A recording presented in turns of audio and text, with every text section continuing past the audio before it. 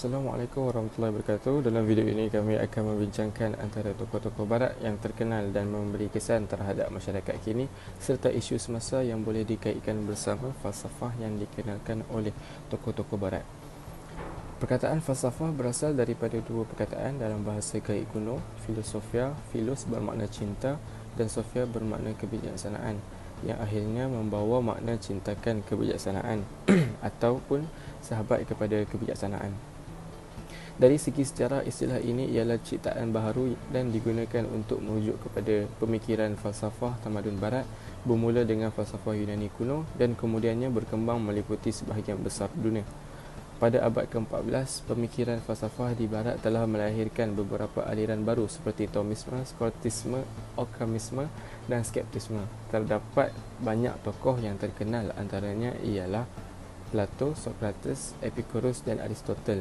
Tokoh-tokoh tersebut memberi banyak kesan dan gaya kehidupan kepada masyarakat pada zaman dahulu sehingga kini.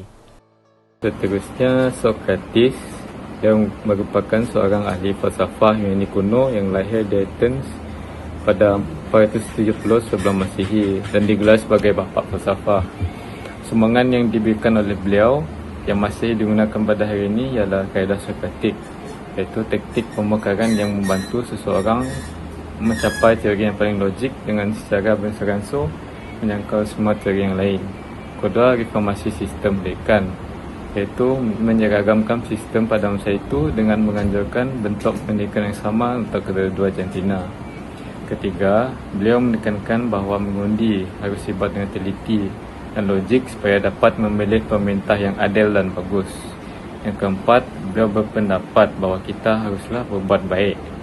Cara terbaik adalah dengan orang ramai berkumpul dan bersatu sebagai satu kumpulan melalui persahabatan dan membina hubungan dengan orang lain. Untuk tokoh falsafah barat selanjutnya adalah Friedrich Nietzsche. Pada tahun 1844, seorang tokoh falsafah barat yang terkenal bernama Friedrich Nietzsche yang berasal dari Jerman. Beliau merupakan seorang ahli falsafah dan teologi Jerman pada abad ke-19. Tulisan beliau fokus tentang agama, moral, budaya, kontemporari, sains dan juga falsafah. Dan segala penulisan beliau adalah dalam bahasa Jerman. Dengan keunikan gaya itu sendiri. Kemudian, Nietzsche memulakan kerjanya sebagai ahli filologi klasik sebelum beliau berpaling kepada falsafah. Beliau menjadi ketua filologi klasik di University Basel di Basel, Switzerland pada umur 24 tahun dan merupakan pelajar dan ketua termuda. Pada tahun 1829, beliau terpaksa mengundurkan diri kerana mengalami masalah kesihatan serius hingga tahun 1899. Beliau menjadi gila dan menghabiskan sisa hidupnya di bawah penanganan ibu dan saudara perempuannya hingga nafas terakhir pada tahun 1900. Seterusnya, kepercayaan Friedrich Nietzsche. Dalam konteks Tuhan sudah mati, Nietzsche tidak bermaksud Tuhan adalah hidup dan kemudian mati. Namun, yang lebih tepat adalah Tuhan yang bermaksud agama dan kerohanian tidak lagi menjadi sebuah semua pertimbangan hidup manusia. Kematian Tuhan bermaksud di mana manusia tidak lagi percaya terhadap kewujudan Tuhan kerana dia tidak lagi mengenali Tuhan. Kematian Tuhan akan membawa kepada penolakan terhadap keyakinan ketuhanan tetapi juga penolakan terhadap nilai-nilai moral universal yang mengikat semua individu. Seterusnya ialah kepercayaan keinginan untuk berkuasa.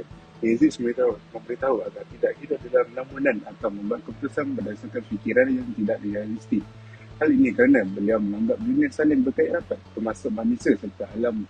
Idea keinginan untuk berkuasa telah dicipta olehnya yang bermaksud setiap orang dan segala sesuatu berusaha untuk mengatasi diri sendiri atau kekalahan yang akan menguasai dirinya.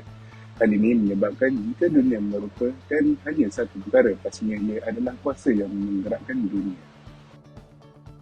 Akhir sekali adalah kepercayaan Ubermensch ataupun Superman. Beliau juga berpendapat manusia akan berjaya mengatasi diri mereka sendiri dan apabila manusia berjaya melakukannya, manusia akan menjadi berbeza dan lebih baik dari sebelumnya. Sesiapa yang mampu melakukan perkara ini akan dianggap Superman kerana akan menjadi lebih kuat daripada manusia normal dan tidak terbatas oleh idea-idea yang benar maupun yang salah. Tokoh barat seterusnya yang akan dibentangkan oleh saya ialah Adam Smith. Adam Smith merupakan bapa ekonomi moden pada zaman tersebut. Beliau merupakan seorang pakar ekonomi dan ahli falsafah yang datangnya daripada Scotland. Beliau mula terkenal dengan pembuatan buku iaitu The Wealth of Nations. Tarikh kelahiran beliau tidak diketahui, tetapi tarikh dibaptiskan di Khilkhaldi pada 5 Jun 1723. Adam Smith merupakan seorang tokoh terkenal pada zaman penjarahan, terutamanya dalam bidang ekonomi moden. Beliau juga telah mengasaskan disiplin ekonomi moden, polis merkantilisme, monopoli negara, memperkenankan kerajaan berasaskan pasaran bebas dan menekankan kepentingan buruh dan pengkhususan pekerjaan. Antara sumbangan Adam Smith ialah idea perdagangan bebas, iaitu laissez-faire.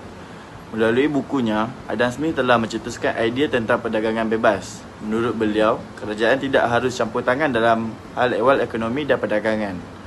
Campur tangan daripada pemerintah akan menjejaskan kecekapan ekonomi dan akhirnya akan menaikkan harga barang dagangan. Doktrin laissez-faire dikembangkan oleh Adam Smith di England dan iaitu dengan menubuhkan School of Political Economy. Selain pada itu, Adam Smith juga telah berkongsi ilmu mengenai meritokrasi. Meritokrasi mendorong masyarakat agar selalu memperbaiki dirinya sendiri dan mewujudkan pengkhususan dan kecekapan dalam ekonomi. Adam Smith percaya bahawa pembahagian kerja adalah titik permulaan dari teori pertumbuhan ekonomi. Dengan adanya pembahagian kerja, maka akan berlaku peningkatan produktiviti tenaga kerja yang akhirnya meningkatkan keterampilan pekerja, menjimatkan waktu dalam pengeluaran barang dan penemuan yang menjimatkan tenaga kerja. Hal ini boleh dilihat dengan pegangan falsafah Adam Smith dipraktikkan pada masa kini dengan cara membuat satu kerja atau assignment secara berkumpulan.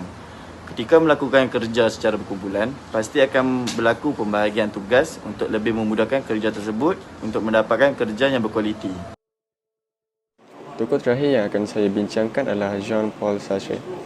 Beliau dilahirkan pada 21 Jun 1905 di Perancis. Beliau juga menjadi anak kepada Jean-Baptiste Sartre, iaitu seorang pegawai angkatan laut di Perancis.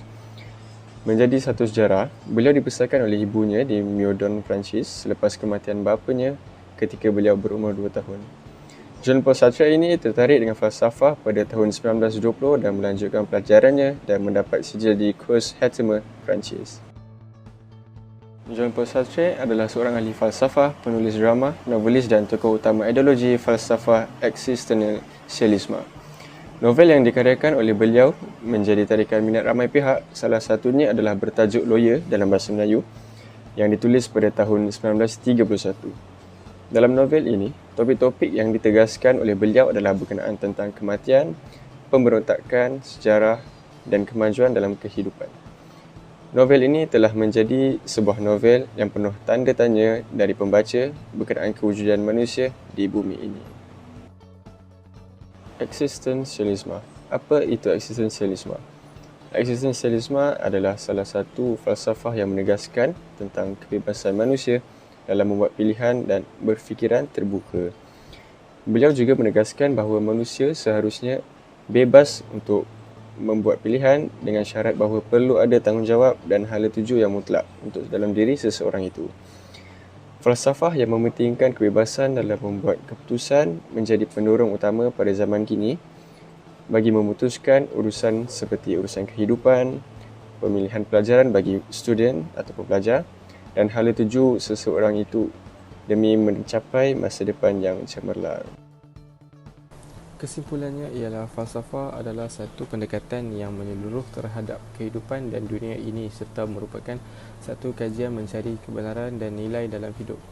Falsafah mengajar kita mengenai kepentingan etika, sejarah dan peradaban dalam sesuatu tamadun, kaum ataupun agama.